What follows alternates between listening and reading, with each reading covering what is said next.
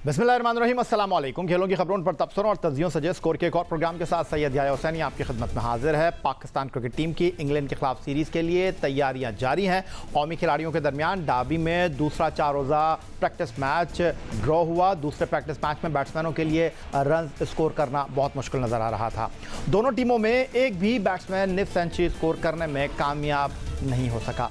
दूसरी जानिब कौमी टीम इंग्लैंड के खिलाफ पहला टेस्ट मैनचेस्टर में खेलेगी, जिसके लिए 20 रुकनी स्क्वाड का ऐलान भी कर दिया गया है। पहले जिक्र कर लेते हैं पाकिस्तान के दूसरे 4 रोज़ा इंटर स्क्वाड मैच की तफसीलात के हवाले से। डार्बी में खेला गया 4 रोज़ा प्रैक्टिस मैच, जहां पीसीबी ग्रीन ने पहले खेलते हुए 113 रन स्कोर किए। पीसीबी वाइट्स की जानिब से सोहेल खान ने फिर 5 विकेट की कारकर्दगी पेश की। दूसरी इनिंग्स में पीसीबी वाइट्स ने 198 रन बनाए। फवाद आलम 43 रन बनाकर पीसीबी वाइट्स के टॉप स्कोरर रहे। 85 रन के खसारे में ग्रीन टीम ने 113 रन बनाए। मैच में कोई बैट्समैन निफ सेंचुरी न बना सका। नसीम शाह ने 4 और शाहीन शाह आफरीदी ने 3 खिलाड़ियों को पवेलियन की राह दिखाई। पाकिस्तान टीम मैनेजमेंट ने मैनचेस्टर के ओल्ड ट्रैफर्ड ग्राउंड पर 5 अगस्त से शुरू होने वाले पहले टेस्ट मैच के लिए जिस 20 रुकनी स्क्वाड का ऐलान किया है, उसमें test fast bowler Sohail Khan, 2009 में पाकिस्तान के लिए आखिरी बार टेस्ट क्रिकेट खेलने वाले फवाद आलम, टेस्ट विकेट कीपर साबिक कप्तान सरफराज अहमद और फ़हीम अशरफ भी शामिल दिखाई दे रहे हैं। उधर दूसरी तरफ पाकिस्तान क्रिकेट बोर्ड की सिलेक्शन कमेटी के सरबराह मिसबाउल हक की सिलेक्शन में तसलसल का फुकदान दिखाई दे रहा है। पाकिस्तान क्रिकेट बोर्ड की सिलेक्शन कमेटी के सरबराह हेड कोच मिसबाउल हक की अगर हम बात करते हैं तो 4 सितंबर 2019 को सिलेक्शन कमेटी के चेयरमैन का ओहदा उन्होंने संभाला। मिसबाउल हक की सिलेक्शन में इस दौरान तसलसल नज़र नहीं आ रहा। खिलाड़ी बग़ैर किसी कारकर्दगी के पहले मुंतखब हो जाते हैं और फिर बग़ैर किसी वजह के उनको टीम से ड्रॉप कर दिया जाता है। उस्मान कादिर इस बात की सबसे बड़ी मिसाल बन गए हैं। मिसबाउल हक ने पहले मोहम्मद हफीज़ और शोएब मलिक को ड्रॉप किया, लेकिन ज़रूरत पड़ने पर उनकी भी वापसी हो गई। उधर दूसरी तरफ 25 मई 2016 को दौरा इंग्लैंड के लिए मुमकिन खिलाड़ियों का ऐलान करते हुए पाकिस्तान क्रिकेट बोर्ड के साबिक चीफ सेलेक्टर इंज़मामुल हक ने इफ्तिखार अहमद को टीम में शामिल करने की वजह ये बताई थी कि वो ऑफ स्पिनर है। इंग्लिश टीम में लेफ्ट हैंडर बैट्समैन ज़्यादा हैं और इस एतबार से वो कारगर साबित हो सकते हैं। देखिए, मैं एक इफ्तिखार को इस नज़र से भी रखा है, अगर आप हमारी ये पूरी साइड देखें कि हमारी मिडिल ऑर्डर में कोई भी ऐसा प्लेयर नहीं है जो बॉलिंग कर सके। थोड़ा सा एज ऑफ स्पिनर्स का इंग्लैंड के ख़िलाफ़ 4 लेफ्ट आर्म उनके लेफ्ट हैंडर बैट्समैन हैं, तो उसको भी मद्देनज़र रखते हुए, अभी ये फाइनल नहीं हुआ लेकिन उसको चीज़ को मद्देनज़र रखते हुए ना, ये भी एक चांस है कि जिसको हमने कोशिश की है कि जिसको कवर कर लें। इफ्तिखार अहमद ने अगस्त 2016 में इंग्लैंड के खिलाफ ओवल लंदन में टेस्ट डेब्यू किया। टेस्ट डेब्यू में इफ्तिखार अहमद ने 4 रन बनाए और एक खिलाड़ी को आउट भी किया। 2016 में मिसबाउल हक टीम के कप्तान थे दौरा इंग्लैंड पर। 2020 में वो टीम के चीफ सेलेक्टर हेड कोच हैं। 2016 के बाद 2019 में इफ्तिखार अहमद की टीम में वापसी हुई थी। इफ्तिखार अहमद को ऑस्ट्रेलिया के खिलाफ टेस्ट सीरीज़ में मौका दिया गया था। इफ्तिखार अहमद ने 2 टेस्ट मैचों में 44 रन स्कोर किए और कोई विकेट हासिल नहीं कर सके थे। इफ्तिखार अहमद, जिनको 2016 में बहैसियत कप्तान इंग्लैंड लेकर गए थे मिसबाउल हक, 2020 में खिलाड़ी की हैसियत से लेकर गए हैं चीफ सेलेक्टर बनकर मिसबाउल हक। लेकिन क्या कर रहे हैं वो दौरा इंग्लैंड के पहले टेस्ट मैच के लिए जो मैनचेस्टर में 5 अगस्त से शुरू होने वाला है। मिसबाउल हक ने जिन 20 खिलाड़ियों के नामों का ऐलान किया है, उस 20 रुकनी स्क्वाड में इफ्तिखार अहमद का नाम शामिल नहीं है। अजहर अली टेस्ट टीम की क़यादत करेंगे। ऑलराउंडर की हैसियत से फ़हीम अशरफ और शादाब खान को टेस्ट स्क्वाड में शामिल किया गया है, लेकिन ऑस्ट्रेलिया के खिलाफ 2 टेस्ट खेलने वाले इफ्तिखार अहमद को 20 रुकनी स्क्वाड का हिस्सा भी नहीं बनाया गया है। इफ्तिखार अहमद को दौरा ऑस्ट्रेलिया के बाद श्रीलंका और बांग्लादेश टेस्ट सीरीज़ से ड्रॉप कर दिया गया था। फिर ऑलराउंडर को इंग्लैंड रवाना होने वाले जहाज़ में रवाना किया गया, लेकिन पहले टेस्ट स्क्वाड में उनको शामिल नहीं किया गया है। प्रोग्राम में वक्त हुआ एक ब्रेक का। ब्रेक से वापस लौटेंगे तो हमारे साथ मौजूद होंगे पाकिस्तान क्रिकेट टीम के साबिक कप्तान, साबिक चीफ सेलेक्टर, साबिक director game development, Pakistan cricket board cricket commentator Aamir Sohail साहब।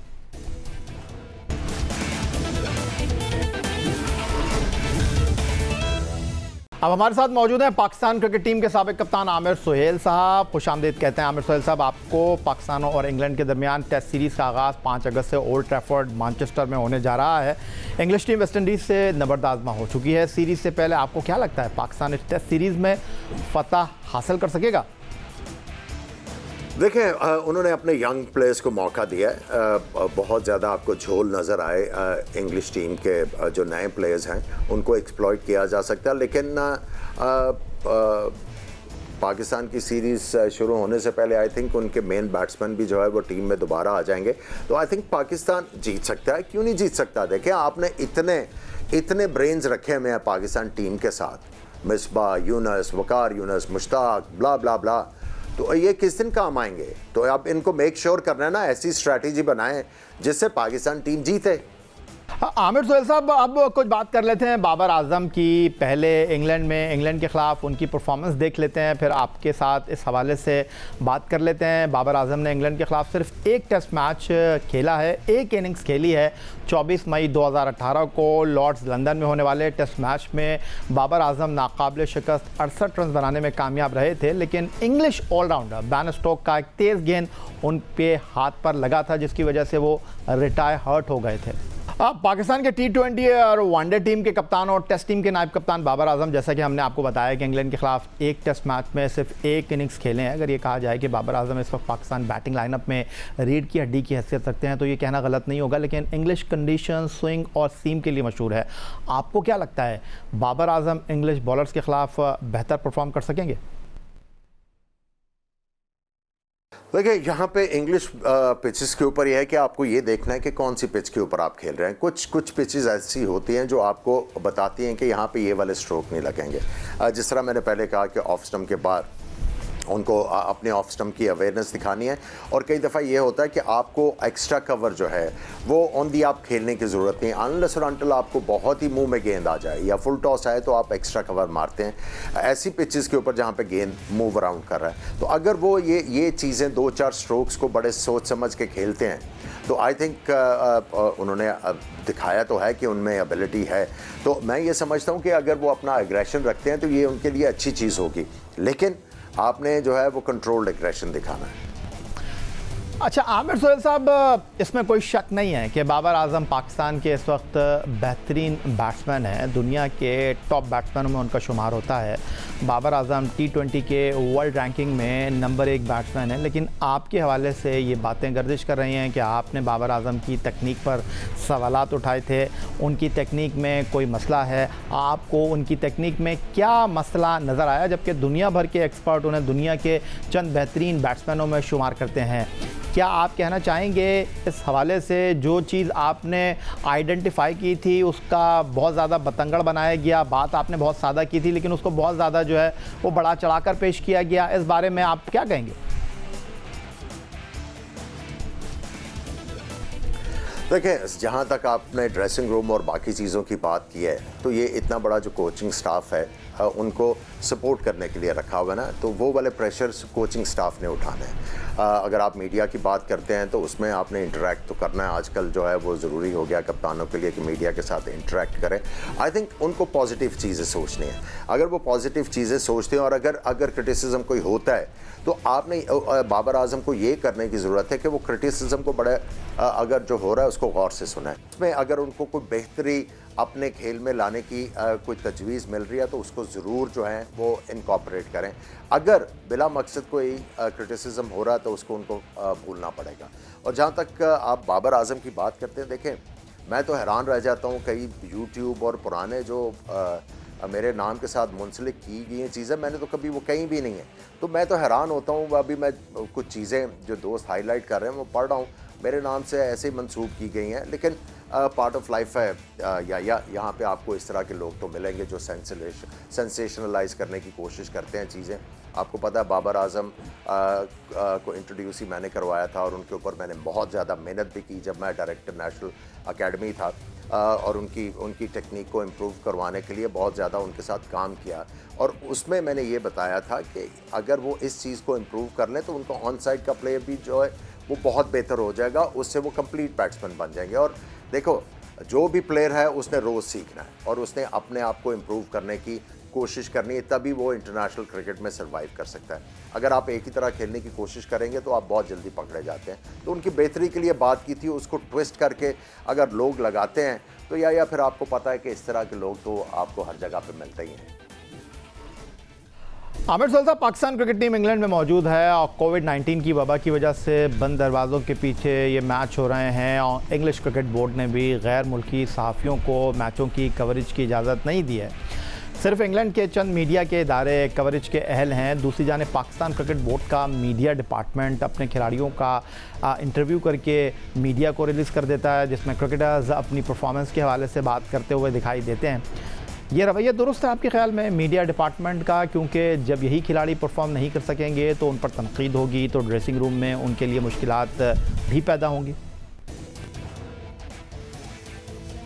तो ये बात है कि अननेसेसरी जो एक्सपोजर है ना, वो भी आपके लिए ख़राब होता है। आपको ठीक है प्लेयरों को प्रोजेक्शन देनी है, इसमें कोई शक नहीं है, उनकी पॉजिटिव चीज़ें आपने बाहर निकालनी है, बट ओवरडू करने से चीज़ें जो हैं वो मेरा ख्याल है कि उसकी जो पॉजिटिविटी है वो डाइल्यूट होनी शुरू हो जाती है। तो आई थिंक प्लेयर्स का काम है क्रिकेट का, और क्रिकेट खेलने गए हैं तो उनकी क्रिकेट जो एक्टिविटीज़ हैं उनको जो है वो लोगों के सामने लेके आना चाहिए। जहाँ तक आपने बात की कि मीडिया डिपार्टमेंट फेल हो रहा है, देखें या हुसैनी, बात सिंपल सी है कि ये मीडिया डिपार्टमेंट भी वही काम करेगा ना जो विज़न आपको क्रिकेट बोर्ड ने दिया हुआ है। जब आपका विज़न ही कोई नहीं है, जो आपको ये नहीं पता कि आपने आज क्रिकेट को यहाँ पे है तो यहाँ पे लेके जाना है, 2 दिन बाद इधर लेके जाना है, तो फिर आपको मीडिया डिपार्टमेंट में भी आपको कुछ ऐसी चीज़ें नज़र आएंगी जिसके ऊपर आईब्रोज रेज होंगे। तो आई थिंक ये पाकिस्तान क्रिकेट बोर्ड को जो है वो अपनी फंक्शनिंग जो है उसको ठीक करना पड़ेगा। आमिर सुहेल साहब, पाकिस्तान क्रिकेट बोर्ड के चीफ एग्जीक्यूटिव वसीम खान ने यूट्यूब चैनल पर साबिक कप्तान रमीज़ हसन राजा से बात करते हुए कहा कि डिपार्टमेंट क्रिकेट ने पाकिस्तान क्रिकेट को कुछ नहीं दिया। उन्होंने कहा क्या था, पहले आपको दिखा देते हैं, फिर इस पर आपकी जो कमेंट है वो लेंगे। T20 को आइसोलेशन में नहीं दे सकते in this situation because this is a sad indictment of the domestic cricket we've had in the past. जो लोग अभी आर्ग्यू कर रहे हैं कि डिपार्टमेंट्स को आपने ख़त्म कर दिया, असली डिपार्टमेंट्स अचीव क्या किया in the last 10-15 years? We're sitting 7th and 6th respectively in ODI cricket and Test cricket. इसकी वजह है, and that is something is failing, something is drastically failing. 38, 39, 40-year-olds domestic cricket खेल रहे हैं अभी, तो ये सोचना पड़ता है कि वैल्यू क्या ये दे रहे हैं to domestic cricket, what are they giving to actually to Pakistan cricket, nothing. So जो हमने ये चेंज किया, तो हमने ये भी फाइंड कर रहे थे कि there was lots of 32, 33, 34 age pluses. तो ये इशू है हमारे लिए, इस जरिए हम डोमेस्टिक क्रिकेट को हमने चेंज कर दिए to try and bring competition, high quality cricket in. The best will continue to play. The ones who are average cricketers will be removed from the system.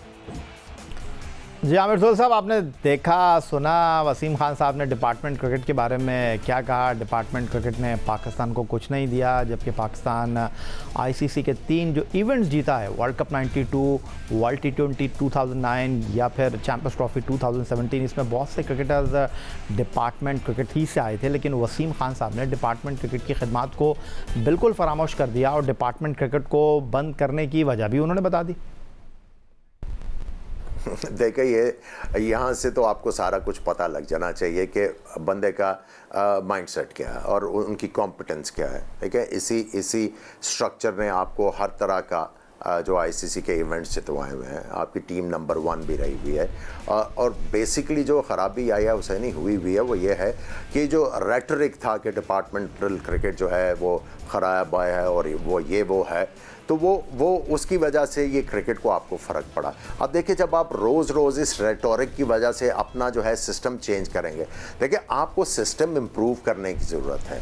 बात ये है डिपार्टमेंटल क्रिकेट की, तो ये सारे बात कर रहे हैं। मुझे ये बताएं, 2 साल हो गए हैं इनको आए, अभी तक क्लब क्रिकेट के ऊपर इन्होंने कुछ काम किया है? क्लब क्रिकेट ने तो सारा कुछ करना है, नर्सरी आपकी वो है। अब जो इन्होंने डिपार्टमेंटल क्रिकेट बंद कर दी है, या हुसैनी कौन से पेरेंट्स, मुझे ये बता दो, जब उनको पता है कि ये करियर ही नहीं है, आप एक सीज़न खेलोगे, अगले सीज़न आप परफॉर्म नहीं करोगे तो आप बाहर जाके बैठ जाओगे, तो ये तो करियर ही नहीं है। तो कौन से वालिदैन जो है वो बच्चों को अब क्रिकेट खेलने देंगे? ये बेसिकली मेरे ख्याल में ये जो बचा था, वो आपको गाना याद होगा पुराना जो बचा था वो लुटाने के लिए आए हैं, वो यही है। ये थोड़ी बहुत कसर रह गई हुई थी, ये पूरी करने आए हैं। और ये पूरा आप देखिएगा कि आपको प्लेयर नज़र नहीं आएगा। अभी क्लब क्रिकेट आप देख लें, जाके कैमरा लेके कराची में चले जाएं, आप देख लीजिएगा कि कितने नेट्स लगते हैं, कितने प्लेयर आपको नज़र आते हैं। अब बहुत थोड़े से रह गए हैं। अब ये जो हरकतें कर रहे हैं, उसके बाद किसी पेरेंट ने अपने बच्चों को खेलने की इजाज़त नहीं देनी। आमिर सोहेल साहब, कोरोना वायरस की वजह से पाकिस्तान में क्रिकेट नहीं हुई, PSL मुतासिर हुआ, बांग्लादेश से सीरीज़ मुतासिर हुई, लेकिन दिलचस्प बात यह है कि एक साल में पाकिस्तान क्रिकेट बोर्ड के ओहदेदारों ने गैर मुल्की दौरों पर करोड़ों रुपए खर्च कर दिए हैं। हद तो यह है कि वसीम खान बतौर मैनेजिंग डायरेक्टर फ़ाइनल इंटरव्यू देने आए, इसके लिए उन्होंने पाकिस्तान क्रिकेट बोर्ड से रकम ली, तो ये आपके लिए हैरान कुन नहीं है? यह जो सबसे अलार्मिंग चीज़ है मेरी, अभी जो आपको ये रिपोर्ट आई है PCB के खर्चों की, उसमें जो मुझे अलार्मिंग चीज़ नज़र आई है वो ये है कि एक एप्लीकेंट जो है उसको आप टिकट दे के पाकिस्तान बुला रहे हैं, बाकी सब के आप स्काइप के ऊपर या दूसरों के साथ इंटरव्यू कर रहे हैं। ये आपको सारी चीज़ पता लग रही है कि अगर वसीम खान को उनको टिकट दे के यहाँ पे बुलाया जा रहा है तो चक्कर क्या था, इन्फ्लुएंस क्या था। तो ये जो आप बातें कर रहे हैं, ये तो आपको पता होना चाहिए। कहाँ इंग्लैंड की सियासत क्रिकेट की, कहाँ पाकिस्तान की, उनको पता ही नहीं है। जब ये चीज़ें पता नहीं होंगी तो आगे चीज़ किस तरह चलेगी। सबसे ज़रूरी है आपको मैनेजमेंट करने के लिए आपको पॉलिटिक्स उस डिपार्टमेंट और उस ऑर्गेनाइजेशन की पता होनी चाहिए। अगर नहीं है तो फिर तो आपकी चीज़ें आगे जाएंगी नहीं और गाड़ी आगे चलेगी नहीं। बहुत शुक्रिया हमें वक्त देने के लिए। पाकिस्तान क्रिकेट टीम के साबिक कप्तान आमिर सोहेल साहब लाहौर से हमारे साथ मौजूद थे। पाकिस्तान क्रिकेट बोर्ड के उमूर, पाकिस्तान क्रिकेट टीम के दौरा इंग्लैंड पर गुफ्तगू कर रहे थे। यही था जनाब आज का हमारा ये प्रोग्राम। ट्विटर पर आप मुझे फॉलो कर सकते हैं, फेसबुक पर हमारा पेज है score.geo-news, जहां जाकर आप इस प्रोग्राम के क्लिप्स एक बार फिर देख सकते हैं और आप हमें ईमेल कर सकते हैं, अपनी आरा से हमें आगाह कर सकते हैं score@geo.tv पर। इस दुआ, इस उम्मीद, इस तवक्को के साथ कि पाकिस्तान में खेल और खिलाड़ी तरक्की करते रहें, सैयद याह्या हुसैनी को स्कोर की पूरी टीम के साथ अगले प्रोग्राम तक के लिए इजाज़त दीजिए। अल्लाह हाफ़िज़।